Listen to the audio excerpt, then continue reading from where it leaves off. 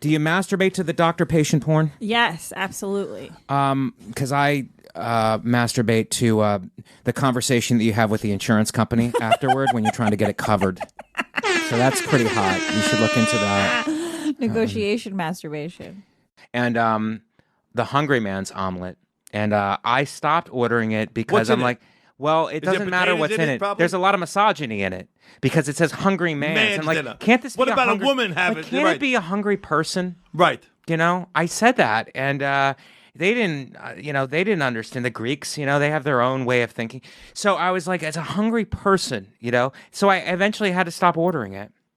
Yeah. Because a hungry man. And you're very woke. I can see that. Well, I just think it should be a gender neutral. I can't have my breakfast be this problematic.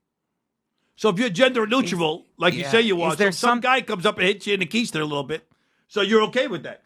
Well, as long as he doesn't call it a keister because he's from the 50s. Thank you. Right now, this is the pairing. I'm a physical abuser, and you're a psychological abuser because you've been psychologically abusing me this whole show. I'm trying to get, Tommy, on this podcast, I don't know if you were coming in for a friendship hang. We can do that afterwards. We can go out I can't. I don't have time. Drink. Okay, well, I don't have time either because I'm really busy, and I have things happening, too. I don't have 3 commercials lined up back to back to back to back, but I got other stuff happening. This podcast, some editing, and I'm probably going to tweet later. Whew. Okay, yeah, so I have a full schedule also. All right. But my point is, this is not a comic. This is me getting to the bottom of stuff. And if the bottom of that is kind of ugly, well, then let's let the fans judge. Fine. We have to get to the bottom of stuff. I'm not going to take it easy on you because you're a dear friend. All right, let's start over then. Shannon, do you wear your mask like all the time? Indoors, I usually do, yeah. Do you ever, are you ever in front of somebody and then you talk shit about them into your mask right in front of them? Not for like hatred reasons, but just for like an adrenaline rush. I don't know what you're talking about. It's like sometimes when I shave, like I'll take the razor and I'll put it to my throat and I'll be like, "Is today going to be the day, motherfucker?" Like I'm not trying to kill myself, but it's like knowing that razor is that close to my that main artery. What's that artery called? I think carotid artery. The carotid artery. It gives you an adrenaline rush. Like I don't really want to kill myself, but it's like right there. So I'm just saying that's kind of the same thing with the mask. You know what I mean? It's like you're not doing it because you hate the person. You're just doing it like for an adrenaline rush. Yeah, I don't know. Do you have the ad reads I sent you? Yeah, I have them. Forget it. Forget what I was saying. Whatever. Stupid. But you mean to tell me that you never said an insult to somebody right in front of them into your mask? No, I actually haven't. Yeah. Me neither. I haven't either. Can we get the show going, Mike? Yeah. I'm sorry. Hold on for a second. Did you just call me a name into your mask? No, I was clearing my throat. Not a fake Jew. Okay, that's a heavy accusation to make. When's the last time he's been to shul? I've been right before the pandemic when my daughter was going to some Tot Shabbat thing.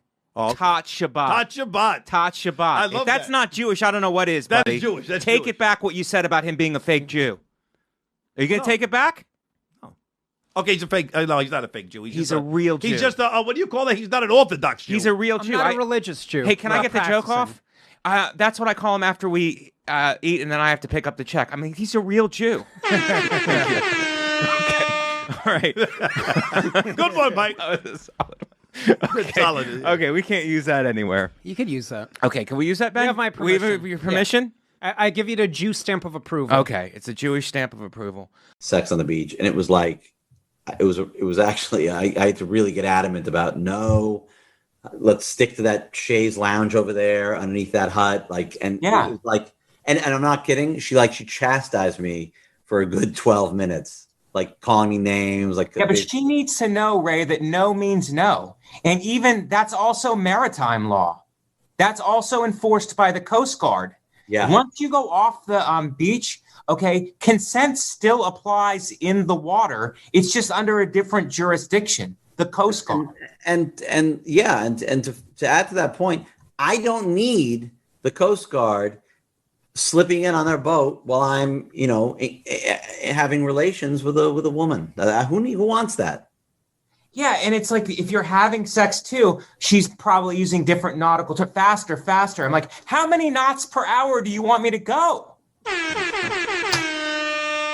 Don't they say Jesus is pretty dark because he's from Israel and he'd be tan, like Palestinian almost? There's been all kinds of speculation if Jesus is white or what kind of shade he was. But you've solved that problem because now we have a multi-ethnic nativity scene. Maybe Black Jesus, Asian Mary, and Indian Joseph. How about Joseph yelling at Mary? Like he's like this, I love it. And she's just ignoring him on her phone because she's on a video. That's a scene. Now that's a nativity scene. It is. What are the three kings doing? Maybe they're gambling. One could be a gambler, one could be an alcoholic, and one could be doing heroin. Okay, the vices. I mean, now that's a scene. I drive by these vices. I'm going to get out. Mary, now I'm stopping. And I'm also telling people you got to check out the Vices, Hot Mary, Black Jesus nativity scene. Kerryn. What's up? You had sex on 9/11. When did you come? When the second tower fell? That was my friend Pat. Yeah, I think so. I think I was like looking out his window in Astoria, and there was we saw smoke or something. Hard to hear. Sorry. Was he? Have you had sex with many first responders to kind of make up for it? I tried to, mostly just the golden retrievers. Okay. That were down there. I tried a few German shepherds. It's pretty hot. I looked up to the canine unit. How I could help. Shannon. Yep. I went and bought bread from CVS, for the podcast, because I wanted to make an example of carbohydrates. And they handed me this receipt. This is like coupons. Yeah, I mean, I don't know how long the receipt has to be. I came in for one item, not a mortgage.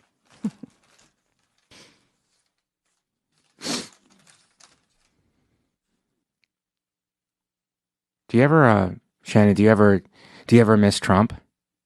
No. I mean, I don't want to know your political because it's private, but ever miss like the activity, like the drama, the late night tweets and all that? No, I kind of am looking forward to things being more calm and back to normal. Well, I hear you. I mean, a lot of people say that too, but I was walking past a pet store the other day and went through the window. I saw a bunch of empty cages and I was like, I wonder how many kids would fit in those cages. I used to be able to know that when Trump was around, but now I don't. I just don't know how many kids would fit in those cages. And that's like something to think about. Can we start the show, Mike? Yeah. Okay. Dave, do you ever have that as a comedian, where you are trying to write and you're like, there's got to be something here. There's got to be something here. And then go, it's on the way. It's got to be on the way. It's on the way. That's how I write most of my jokes. I will just put out a premise and I'm like, this is going to come. And you know what, Dave? To just piggyback off that. And it doesn't. I don't even like to call them a premise. I like to call it a promise. I like Each that. premise is a promise that a joke is coming somewhere in our future. You just changed my life. I try hard. This podcast has journalistic integrity, and we try to coach people up, Dave. That's why I call punchlines main lines, because you're injecting the humor into your heart. I love that. And is that because of your drug background, Dave? Correct. Yes. Okay. I shared a lot of needles. Okay, but you're off of it now, Dave. You're clean. Pretty much.